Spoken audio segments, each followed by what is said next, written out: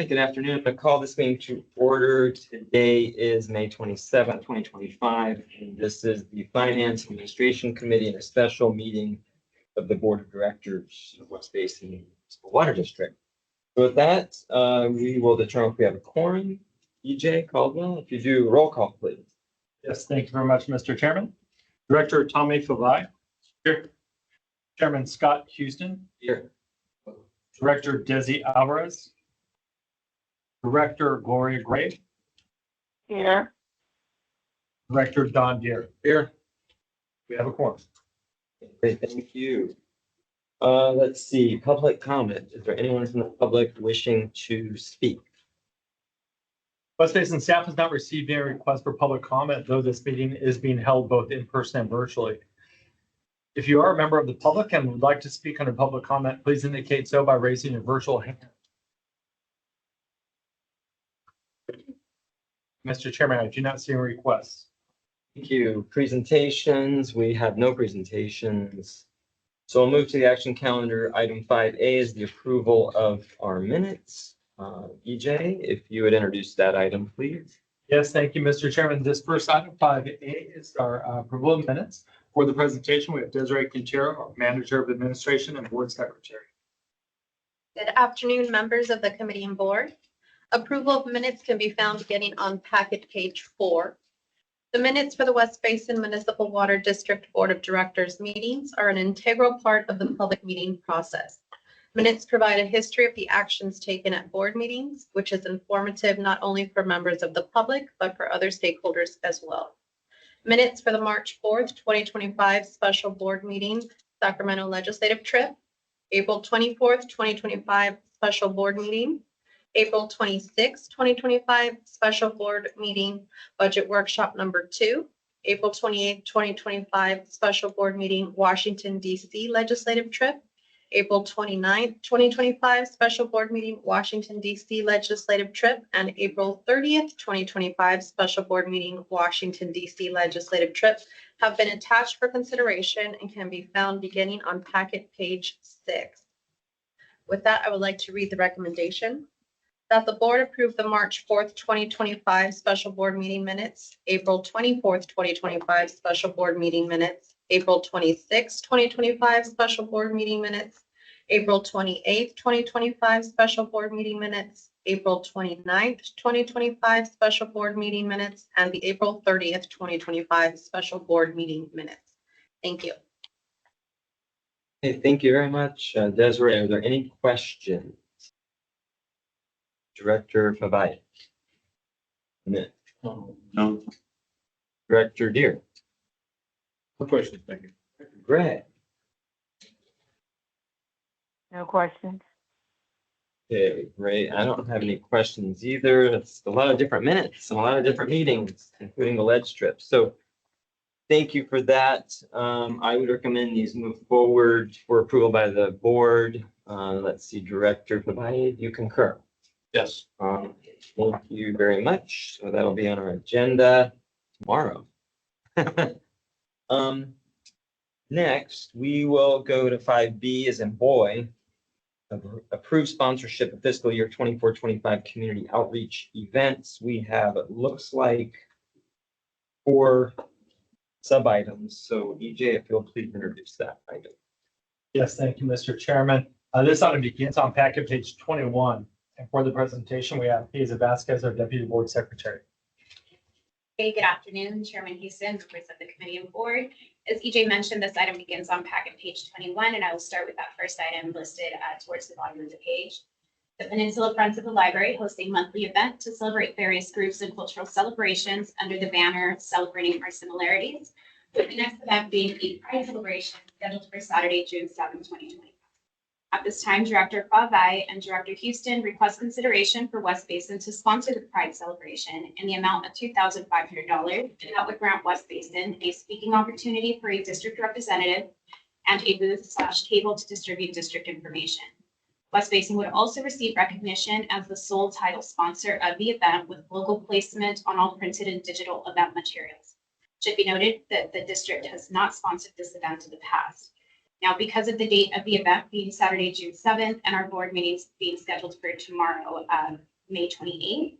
Unfortunately, that does not meet the criteria for a 10 business days in advance consideration by the board. So in addition to considering the event for sponsorship, the board would also have to consider waiving that 10-day requirement. Information regarding this request can be found in attachment A, and that begins on packet page 25. Next, the Carson Citizens Cultural Arts Foundation is hosting the annual Juneteenth celebration on Saturday, June 14, 2025. Director Favai requests consideration for West Basin to sponsor the annual Juneteenth celebration in the amount of $2,500. And that would grant West Basin a booth/table to distribute district information. The sponsorship would also include a quarter-page ad and recognition during the event. West Basin has not previously sponsored this particular event. Information regarding this sponsorship request is included in attachment B, and that is on packet page 28. Next, we've got Champions for Progress. Champions for Progress is hosting its annual Faith Fit Wellness Health Fair on Saturday, June 28, 2025. Director Gray requests consideration for West Basin to sponsor the wellness fair in the amount of $2,500, which would grant West Basin a speaking opportunity for a district representative, a booth/table to distribute district information, as well as an advertisement promoting district programs in the form of logo placement with conservation messaging. The district sponsored this event in 2024 in the amount of $1,500, and we received similar benefits. Information regarding this year's sponsorship request is included in attachment C, and that can be found beginning packet page 32. The last item that I have for your consideration today is the Samoan Heritage Festival that is being hosted by the City of Carson on Saturday, June 28, 2025. Director Favai requests consideration for West Basin to sponsor the Samoan Heritage Festival in the amount of $3,000, and that would grant West Basin a booth/table to distribute district information. This sponsorship would also include a quarter-page ad in the event program, as well as logo placement on event materials. West Basin has sponsored this event in the past, most recently in 2024, in the amount of $50,000, and received similar benefits. Information regarding this year's request is attachment D on packet. As always, to go over the fiscal impacts with this, funds for the sponsorship of and participation in such community outreach events are included in the fiscal year 24-25 community outreach budget in a total amount of $75,000. Approving the sponsorships before you today at the recommended amounts, which total $10,500, would leave a remaining balance of $9,000 as shown in attachment E, which begins on packet page 61. With that, I am happy to read the recommendation.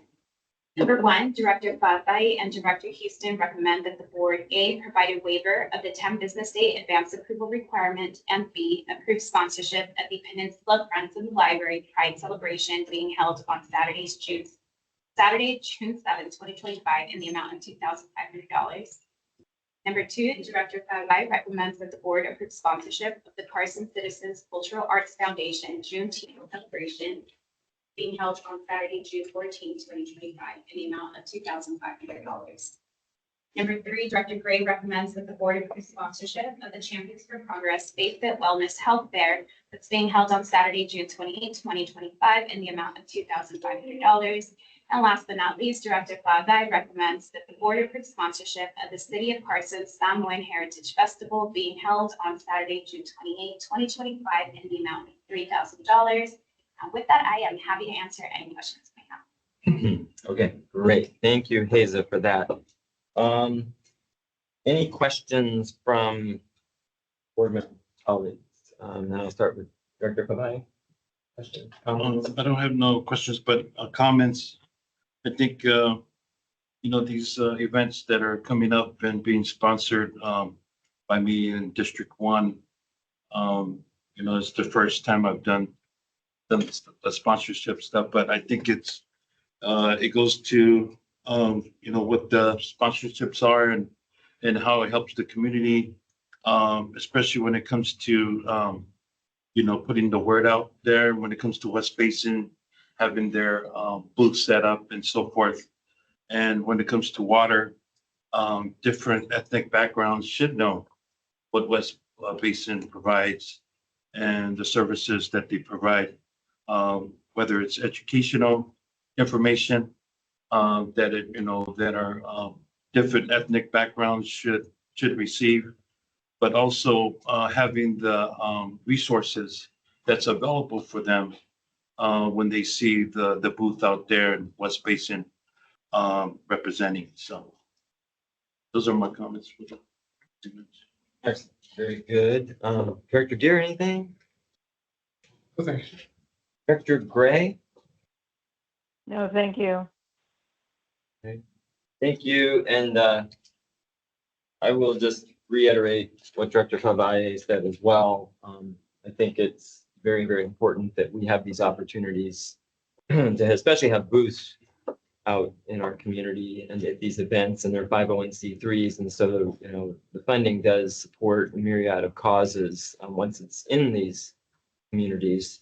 I know that it was noted, as a matter of fact, we have not previously sponsored this Friends of Library Pride event, but that's actually because last year was the first year they ever did one on their own up there, which is pretty amazing because there's a very big lack of representation for the LGBTQ plus community in the Palos Verdes Peninsula. And so the Friends of Library last year did one on their own. Of course, this year they reached out to us and should be a sponsor. So I think I'll just be honest, I think it's fabulous that we would be sponsoring that. It also gets, you know, our agency and our message up there to folks on the peninsula. I think it'd be an excellent event, by the way. But the other thing is unfortunately, you know, the folks that run our Juneteenth event in El Segundo, you know, they actually have moved to another part of the region. And so they're not there to lead that charge. So we will not, to my knowledge, be having a Juneteenth event in El Segundo this year at all. I understand Manhattan Beach is actually going to be doing something at Bruce's Beach, later at Polywog Park. But, you know, Manhattan Beach, unfortunately, I don't think did much of anything, even coming out of the Bruce's Beach situation to acknowledge Juneteenth and acknowledge some of those things. But that being said, I'm very, very grateful that Carson, of course, is going to do a Juneteenth event. So I think that we should support that. You know, so the great thing about it, this board is diverse. This staff here is diverse. I always say we are pretty unapologetic at West Basin when it comes to, you know, the stands we take on issues, even though some of our cities we serve don't always do all these things. But I will first say I'm very proud of this agency that we do on numerous issues. So with that, I would recommend these go forward to the board for approval tomorrow on our agenda. Director Favalle, you concur? Yes. Excellent. Okay, thank you very much. Mr. Chair, I could ask you a Yes. question? Yes. Yes. I don't have the Madam paperwork in front of. Thank you.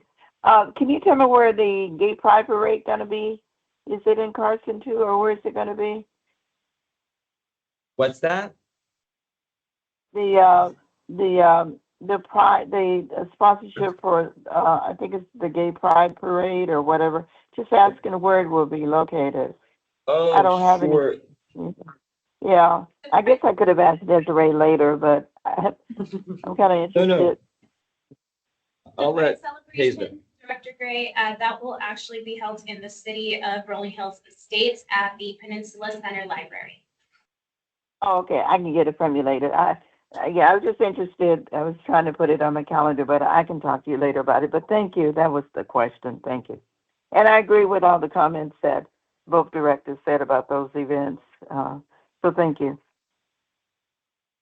Okay, great. Thank you, Director Gray. We do appreciate your support and also supporting the events in your area as well. So thank you.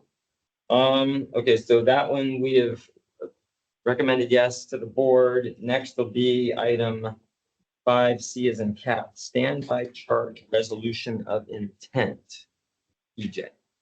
Yes, Mr. Chairman, this next item 5C is an annual item. I know that we have a new director, so just as a way of introduction, West Basin has implemented a standby charge for many years. As part of that process, it does require a resolution of intent. And so this item begins on packet page 62. And for the presentation, we do have Wendy O'Kelly, our Chief Financial Officer. The standby charge resolution of intent is a standard process like EJ mentioned. It's regulated by the California Government Code Section 54984. And each year, West Basin initiates a process of renewing its intent to continue with the annual standby charge. The process includes the adoption of the resolution of intent, which is located on page 65 or attachment A in your packet. And then in addition to that, on page 68 or attachment B is the engineer's report, which provides documented support regarding the link between the standby charge to our water recycling costs and also our debt service payment. And then finally, on page 88 or attachment C, the notice of negative declaration. This notifies the public of the program, that the program will not have significant effects on the environment. So the next steps after the board considers approving the resolution to initiate proceedings. In June, staff will publish notices for a public hearing. And then at a scheduled board meeting in June, staff will present the item in public hearing format for the board's consideration to adopt this year's standby charge for fiscal year 25-26. With that, I'm going to read the recommendation for the board to approve, adopt, and authorize the president to sign resolution number 05-25-1223 of resolution of the Board of Directors of West Basin Municipal Water District initiating proceedings for the establishment of the water availability or standby charge for the fiscal year commencing July 1, 2025. And with that, I'd like to hand it back over to the chair for any questions. Very good, thank you. Are there any questions on this item? Director Deere? Director Gray?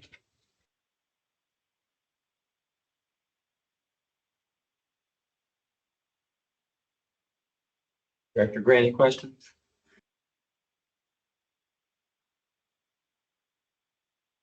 My only question I have, EJ, if you can remind us, as this goes through process and let's say it's approved, as it more than likely will be, do residents who have a concern or issue, can they protest and not pay this? Or am I thinking of a different charge there? No, there is a process for homeowners or property owners to contact West Basin to seek relief. Typically for unutilized property, I think within certain portions of our service area.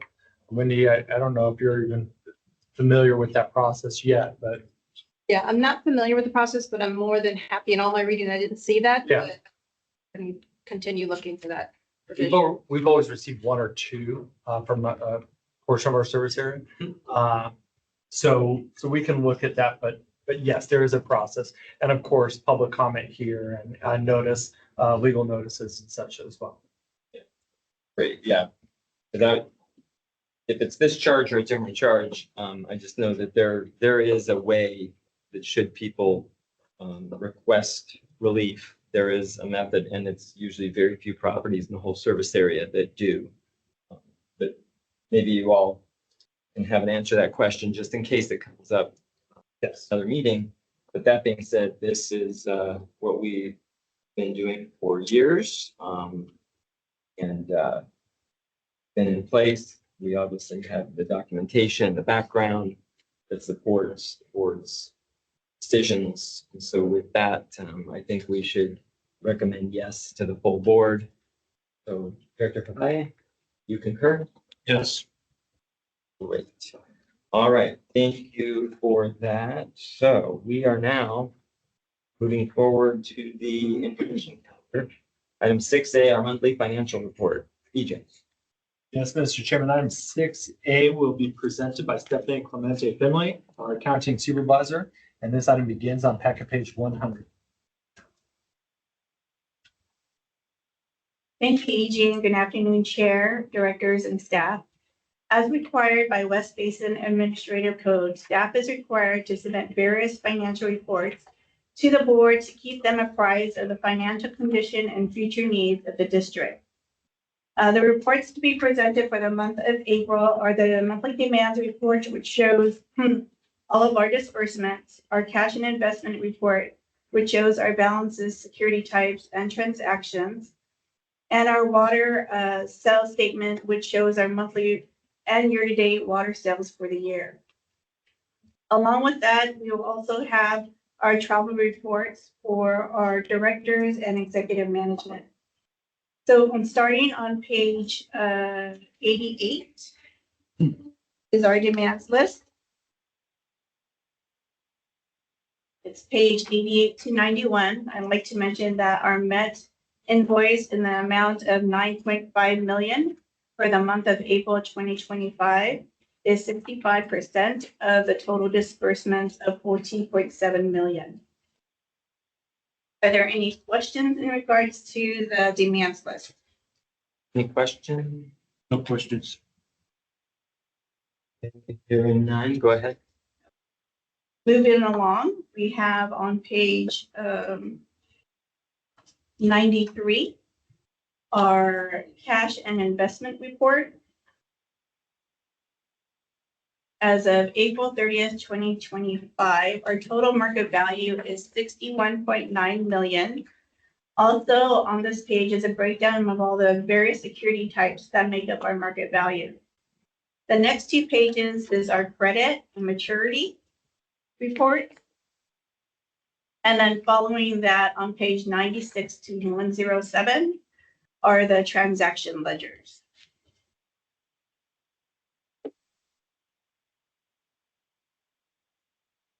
Questions on that? No questions. Go ahead. And then on starting page on 108, we have our monthly sales report. Starting with the imported retail, April's acre fee is 6,818, which is higher than our budget and FY24, our fiscal year 24. Year to date, our April's imported retail is 71,726, which is higher than our budget, as well as our fiscal year 2024. The next table is the table below, which is our imported barrier, excuse me. April's acre fee is 834, which is lower than our budget and fiscal year 24. And year to date, the imported barrier is 7,890, which is higher than the budget as well as our fiscal year 24. Moving on to page 109, we have our recycling water. Our April acre feet is 2,282 acre feet, which is higher than our fiscal year 24, but lower than our budget. And then year to date for recycling water is 25,198 acre feet, which is lower than our budget, but higher than our fiscal year 24. And then below is a breakdown of the barrier refineries and disinfected tritiary for April acre feet, as well as year to date. Any questions? Any questions? No questions, Chair. I do have a couple questions real quick. I guess on the first one, so the page prior, which is just how we're trending. So we're actually trending pretty well to budget thus far with 2 more months to go officially. So for what it's worth, I think that's good. And I think we're using these conservative numbers in next year's plan, right? Budget workshops. But if you go to the following page, and I want to ask, and EJ, you're probably going to be the one that can answer this, but you know, we're obviously at least looking at pictures fairly under budget in the last couple of months on recycle water, and we were last year. But why exactly is that? What's the best explanation you've got for March and April being lower than we expected? So for the most part, we always budget based off of our 10-year averages, known customer issues, and all of these different things. I'm very pleased with the increase in production as far as year over year. So moving beyond last year, What we hope to do is get back above what what you would see as our 10-year averages. We do have some efforts underway that will help us get there. We do believe that ultimately with the changeover, as far as the operators go, you'll see an increase in production. So I'm pleased with the trends, but we need to ultimately get back to what our averages were, and that's how we've been budgeting for. The refineries, we generally know exactly what their needs are. There are some times where we'll go down the airvacs near Chevron. We've had some issues there, power outages and such. So I'm pleased with the direction that we're headed, but ultimately over the course of a year, I want to get back to our, what I would call the pre-Hyperion upset numbers. And this one, I do have one last question. So March came down quite a bit from where we thought we'd be, but also even versus last year, just it's a little down, but March was down last year anyway. So do you all have any reason? Because February was hitting the mark, if you will, but March went way down. Then we kind of were starting to come back up in April. Let me check on that. Just a couple of things. I know that we are wrapping up the JMM project there in that February-March timeline. So let me check on that. And then I know that we had the issue at the Torrance refinery as well. So let me look into exactly why that is. I can email that out to the committee and board. That'd be great. And the last thing I just wanted to, obviously, as we track on the bottom toward budget, I mean, we're doing pretty well. We're just under where we'd like to be. So it's, it's not like in the aggregate, we're not doing well. It's just that blip, if you will, on March kind of draws your attention. So it's a curiosity.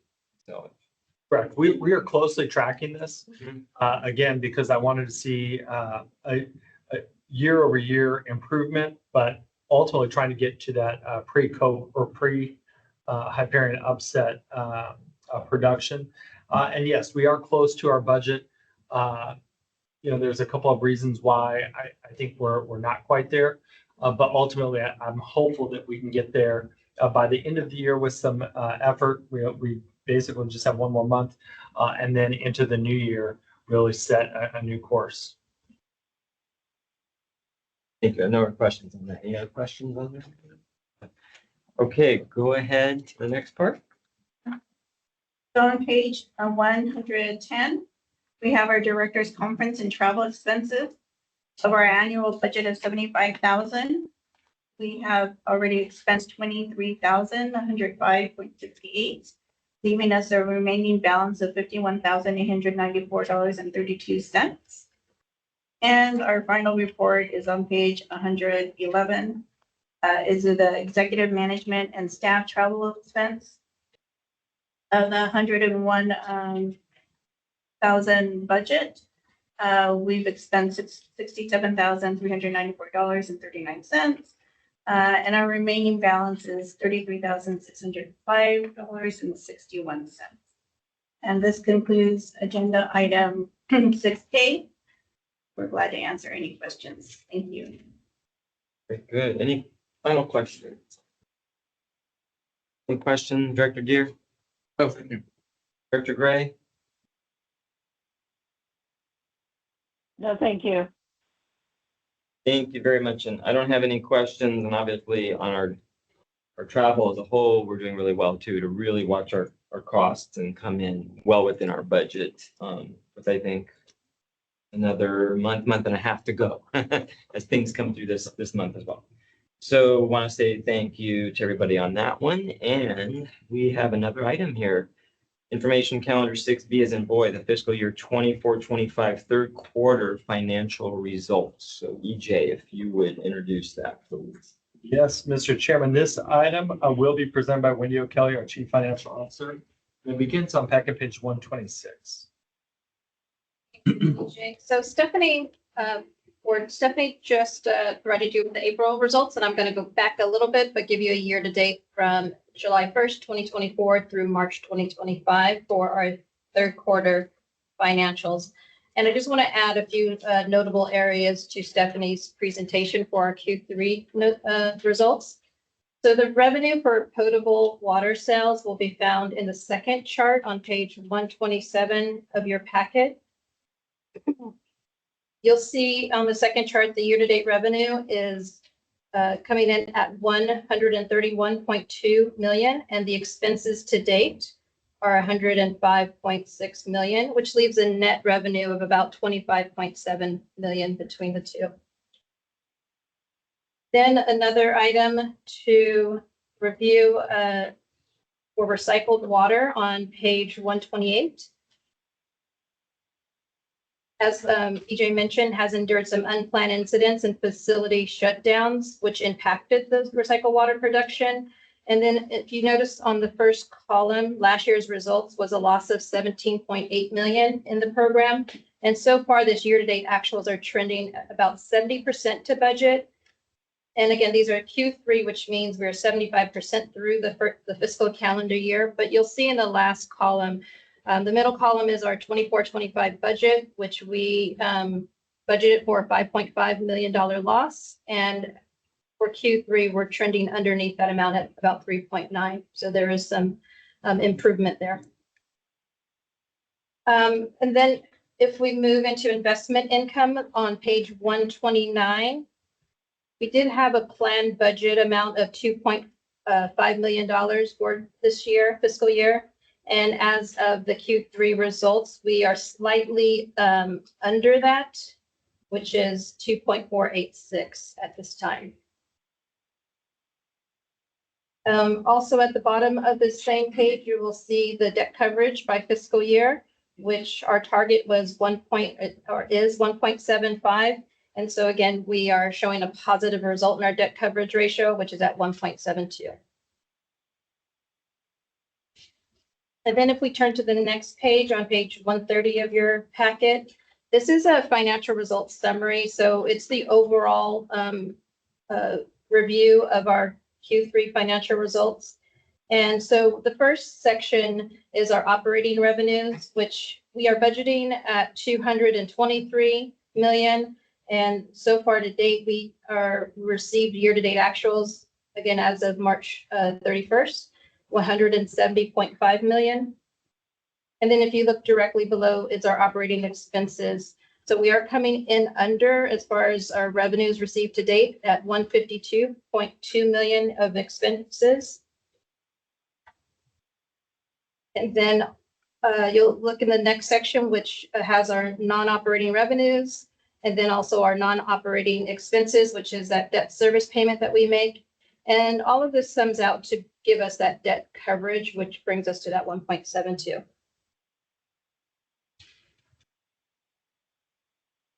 And then it continues in your packet on page 131 through 136 are the Q3 results for the departments. And I just want to go over some of the landing points for each department. For recycled water operations on page 131, the expenses are right now, again, Q3, 70% to budget, which means that's how much they spent to date, about 70% to budget, which is right on target where we are in the year. And then on the next page, 132, is technical planning, 41% to budget. And again, if you look at their budget, they're fairly low, and most of their budget is labor, benefits, and then overhead. But the overall picture is 41%. And on page 131 is purveyor water quality monitoring at 88% to budget. Same results are coming in for this group or this department. Salary, benefits, and overhead is a major portion of their budget. And as I noted on the lab analysis, that is a reimbursable cost that we will see on the revenue side. And then on page 134, it's public information and education. The department is expected to spend most of its budget, but will not exceed for fiscal year 24-25. And they're at 63% to budget so far. And on page 135, I have the 49% to budget for water policy and resource development. And this department, based on their grant consultants, that program was modified due to uncertainty with federal grants. So they are expected to come in slightly underneath budget for the fiscal year. And then on 136 is 52% to budget for water use efficiency department. And then on the last page, 137, we have our capital improvement program. And we just have two columns with their year-to-date actuals and then their annual budget. But as you can see with the totals at the bottom, the program so far to date is 10.5 million in capital improvement program costs against a budget of 42.3 million. And that concludes my presentation for Q3 financial results, and happy to turn it back over to the chair for any questions. Thank you very much. First, I want to open to my colleagues. Any questions or comments on what this report tells us or where we're at so far? Director Pavai, anything? Questions at this time? Director Deere? No questions at this time. Director Gray? None, thank you. I don't have any questions. I will say, comments wise, and Wendy, you've just barely been here for not that long, right? So you're really kind of coming into the fire along the way, and you're picking up a lot of things very quickly at the agency. So I do want to applaud you for what we're doing and going through this process, and you're helping guide us. So I just want to thank you for that, but also knowing that you're learning a lot and with your staff, and I appreciate that. As well as we have a new board member who is learning a lot too, kind of by fire as well. But that's why we also have good staff who can help guide and direct us. That being said, if I was just looking at this as a lay person, it seems to me we are tracking pretty well this cycle, if I'm not mistaken, EJ. But I would like to ask if you'd had any comments you'd like to provide us right now, especially as, this reflects 3 quarters, right? Yes. We got one more quarter to finish out. But can you give us your assessment as to how the agency is doing right now in this fiscal year? Yes, I'm very pleased. I think that the budget that we adopted last year through the collaborative effort of the board of directors took a conservative approach, but I think it was the right approach last year. We're doing something very similar this year as far as putting our budget together, really looking at our proposed costs and expenses, but then also the conservative approach to revenues. So you're going to see us come back there.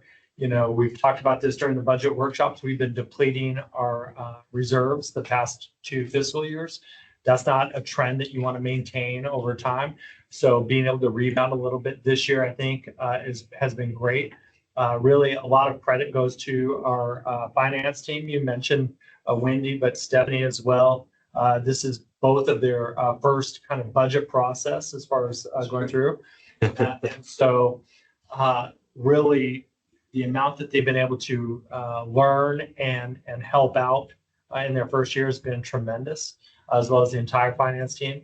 And I'm looking forward to kind of wrapping up this fiscal year's budget, because I think we're at a point now where we are funding everything that we need to fund to do it at a level of excellence, but yet looking at where we can cut in between. And so I think that there are what I would term as safe cuts to maintain our programs. And again, our communities, it was mentioned earlier in this meeting, our communities rely on a lot of our programs. Our retailers rely on our activities in the service area. So be able to maintain that and yet take a careful look at our budget, I think has been great, and the results are there. Very good. And I also noted that the debt coverage ratio is tracking nicely, right? Because we've had our arguments and concerns over the last couple of years as a board and with staff on what is the right number. But to see when we've set a goal and we're near achieving that goal is good. That's always a complicated issue. And so I'm really happy to see with all the decisions that we made and that you guys have made, that we seem to be coming together at a pretty good place at the end of this fiscal year. Of course, not knowing what next year's going to do, right? And I'm always open-minded to thoughts and advice of what we should do with the debt coverage ratio. We always come up with this magic number, but is that always the right number or not? We don't 100% know, but we do want to make sure that we, are managing debt responsibly, especially so for, our credit rating and so on. One other thing that I will note is we were talking about at the last budget workshop, and obviously it'll keep being discussed, is how much use reserves for things. And of course, we have to be cautious with how much we deplete reserves for those rainy days. And we are seeing, of course, agencies around us who are having some real hard times, right? City of Los Angeles, of course. But even the city of Culver City, as I'm reading and hearing things up there, so there are a number of public agencies that, they're having to really be cautious on how much they're using in the reserves, and the reserves are getting depleted and they're not being replenished. So I know that as much as we always want to use the money in the bank, we've got to be cautious, right? As to how we manage pay go, how we manage money we have in our pocket, if you will, in our account, and then how we would look at other ways to finance things. But I'm just letting you know that there's a couple of public agencies out there that, I don't think they've all made the best decisions, and now they're dealing with that as revenues are going down. So it's very incumbent upon the leaders, the elected leaders especially, to make sure they understand how much money is coming in and how much is going out. So I think this is a very, very timely conversation that we're having right now in our budget discussions. With that, I'm very pleased, as to how we've been proceeding this year and with the budget workshops. And I think that really comes from, a couple of sets of years of laying the groundwork to get to where we're at. And of course, EJ knows this. He's been there the whole time dealing with our board and the staff. So all that to be said, I really appreciate these reports. This will just be on our information calendar tomorrow, EJ. So only if it needs to be polled. Otherwise, we don't need to discuss it tomorrow, right? Unless someone polls it. No, that's correct, Mr. Chairman. I would also point out too, that because of the timelines as far as posting the agenda, getting this meeting agendized and held, even the action items that were handled today will actually be included on the action calendar tomorrow. If the board wants to move those items to consent, they can. But just so you know, those will be specifically itemized on the action calendar. But they'll have the recommendation in them. Of course, you already posted. It'll be the same recommendation this year. Okay. Now, when we present the items, we'll let them know that it was heard in this committee and the recommendation of the committee. So we'll do that as well. Very good. Okay, well, if there's no other discussion on this item, I'll go ahead and move forward. Closed session. We have no closed session today. Director's comments or future agenda items. Director Bavai. I just have a couple of comments. I just want to thank the staff for bringing this forward. I know we go over this on our budgets and workshops. So I see a lot of the same information, on there. So thank you for bringing this forward. And we look forward to this when the board meeting happens tomorrow. So. Very good. Director Deere, anything? Director Gray, any last comments? Oh, thank you to staff. Thank you, everyone. That's it. Thank you. Very good. Let's see, my comments would basically be the same. I want to say thank you to staff for all the good work. Know that, while not many people physically come to the meetings, I know that they do watch them online. I know that they do look at some of this stuff later and they pay attention. It's very important to our staff that, we are going through the information and asking these questions and kind of get it out there so people do understand what we do. At the end of the day, I think we are a highly regarded water district. We're very transparent. We're very open about what we do. But yeah, at the same time, this is those meetings where we get to dig into the weeds and get those questions asked as directors. And so our staff is really good at making sure we have the information or we get the information on behalf of our constituents. So thank you for that. But I just want you to know that it does not go unnoticed. I'll just make another comment. Right now it's such a crazy political time. We all know that, but there are a number of agencies that are not nearly as forthright as West Basin and as other agencies, in the public. So whether it's a city government, water districts, school districts, what have you, I'm well aware that there are some agencies, it's like pulling teeth to get information when that shouldn't be the case. These are public agencies. So again, I'm very proud of the district, and I think we all go above and beyond. And our staff is committed to that with the public. And so I just want to say I appreciate that immensely. Our next meeting is scheduled for June 17th of 2025. And with that, we are adjourned. Thank you, everyone. Here, everyone.